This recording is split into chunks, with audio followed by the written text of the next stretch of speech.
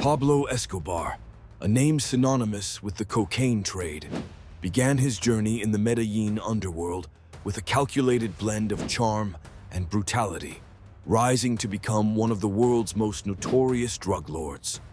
This introduction to his rise to power is significant as it sets the stage for understanding the immense impact he had on Colombia and the global drug trade. His ascent is not just a tale of crime, but a reflection of the socio-economic landscape of Colombia during the late 20th century. Escobar's rise to power can be traced to his origins in Medellín, where he initially engaged in small-time criminal activities such as smuggling and car theft.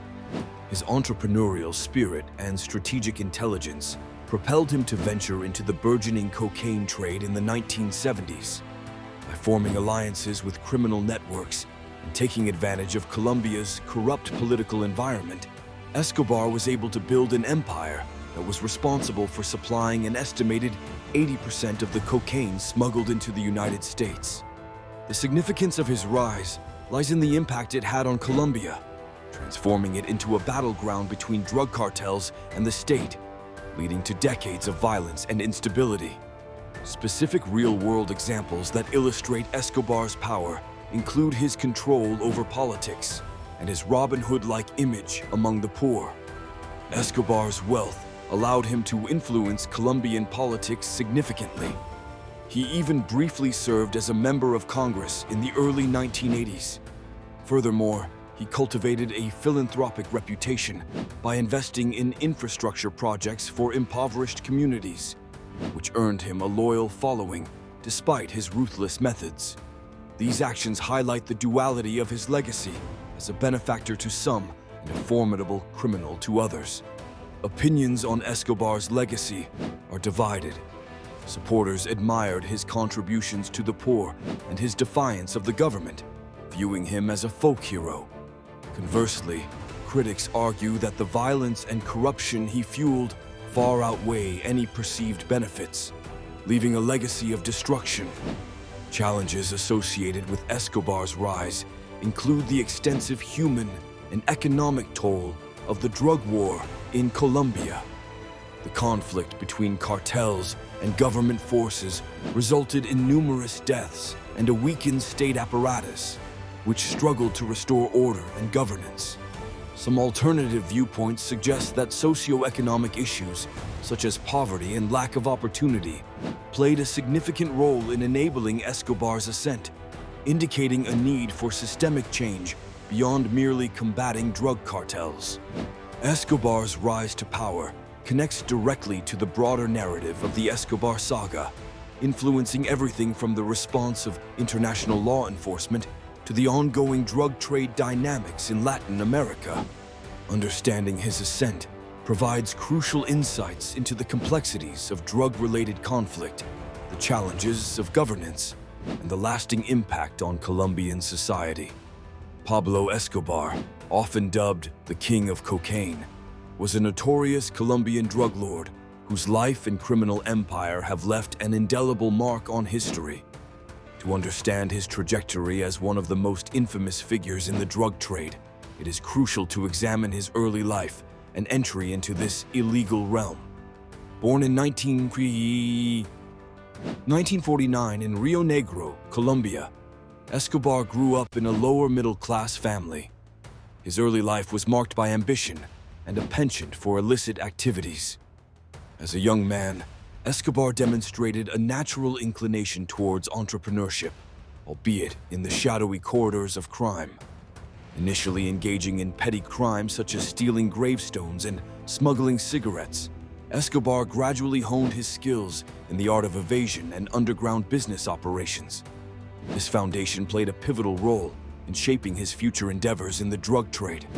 The significance of Escobar's early life lies in how it set the stage for his later dominance in the global cocaine market. His humble beginnings and quick ascent symbolized not just personal ambition, but also the socio-economic disparities in Colombia that fueled the drug trade. Understanding this phase of his life provides insight into the socio-political landscape of Colombia during the 19th century.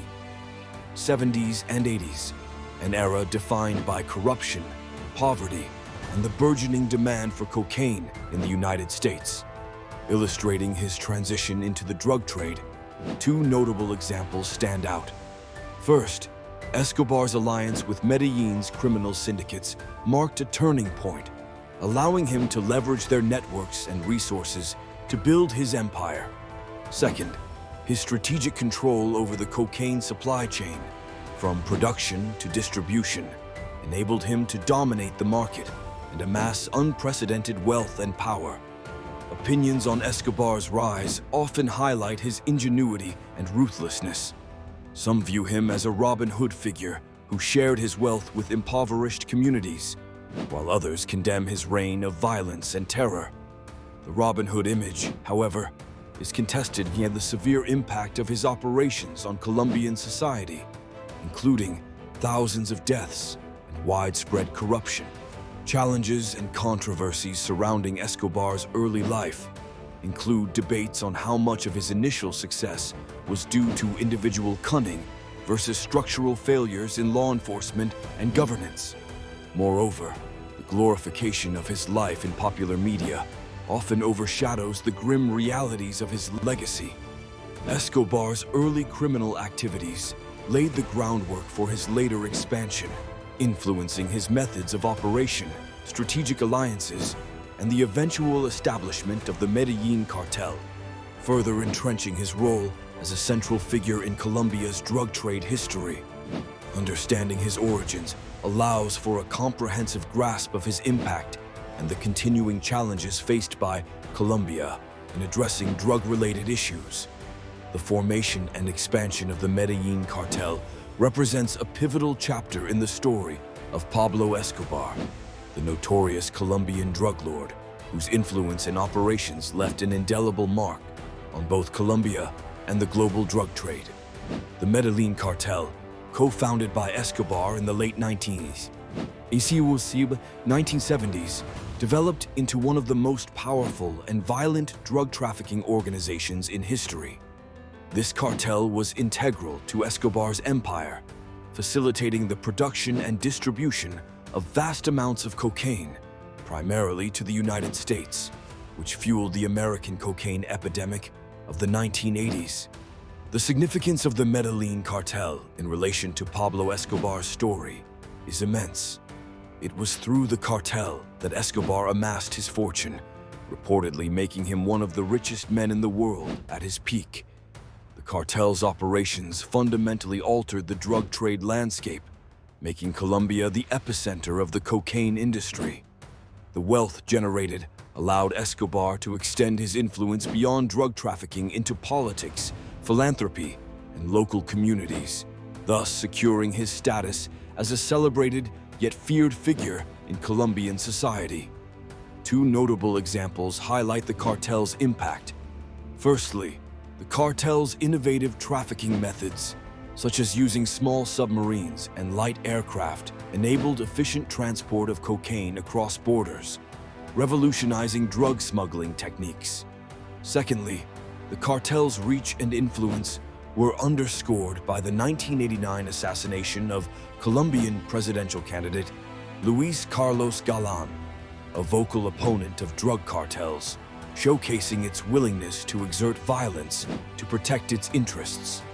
Opinions supporting the cartel's significance often highlight Escobar's contributions to local communities, where he built infrastructure and provided financial support to the poor. For many, this reinforced a Robin Hood-like image, despite his criminal activities. However, the cartel's existence was fraught with challenges and controversies. Its brutal methods, including assassinations, bombings, and widespread corruption, led to a violent drug war against the Colombian and U.S. governments. Critics argue that Escobar's actions resulted in untold suffering and destabilized Colombia for decades. The formation and expansion of the Medellín Cartel influenced other aspects of Escobar's story, including his political ambitions and eventual downfall. The cartel's notorious reputation attracted intense law enforcement scrutiny, ultimately leading to Escobar's demise. Understanding the rise of the Medellín Cartel provides critical insights into why Escobar remains a significant yet divisive figure, as it encapsulates both the allure and the devastation wrought by his empire. Pablo Escobar's influence on Colombian society and politics was profound and multifaceted, marking a complex era in Colombia's history. Escobar, a notorious drug lord, wielded immense power and influence far beyond the cocaine empire he built. His reach extended into the very fabric of Colombian society and the political landscape, shaping and reshaping them in significant ways. At the core, Escobar's influence was characterized by his ability to use wealth and intimidation to manipulate political processes and societal norms. His fortune, amassed through drug trafficking, allowed him to buy political favor and protection, effectively infiltrating the Colombian government. This influence is significant as it showcases the extent to which criminal enterprises can corrupt and destabilize state institutions, leading to a weakened government and social instability. One stark example of Escobar's impact on society was his role in establishing a network of patronage and power that willing to do his bidding for financial gain. He was known for his plato plomo approach, which translates to silver or lead, offering bribes or death to enforce his will. He built soccer fields and housing for the poor, winning the affection and loyalty of many in Medellín. This dual image of philanthropist and ruthless criminal earned him both fear and adoration, complicating societal perceptions of law enforcement and morality. Politically, Escobar's most notable influence was his involvement in terrorism and violence to achieve his objectives. He orchestrated the assassination of politicians and judges who opposed him, contributing to a culture of fear and impunity. For instance, the assassination of Luis Carlos Galán, an anti-drug crusader and presidential candidate, is a grim reminder of how Escobar's reach could disrupt political processes and silence dissent. Despite his terror, some Colombians viewed him as a Robin Hood figure, arguing he redistributed wealth and improved local infrastructure. However, this perspective is heavily contested, as his actions also brought immense suffering, with thousands of lives lost in his battles against the state. The challenges in discussing Escobar's influence include acknowledging the devastating impact of his violent methods, while understanding why some segments of society viewed him positively. His influence is a cautionary tale of how corruption and organized crime can exploit socio-economic disparities, governmental weaknesses. In connecting to the broader topic of Escobar as a drug lord, his influence on society and politics illustrates the broader implications of his criminal activities, highlighting the struggle between governance and crime, and the delicate balance of power in combating illicit industries. His legacy is a testament to the enduring complexities of crime and its far-reaching effects on communities and governance.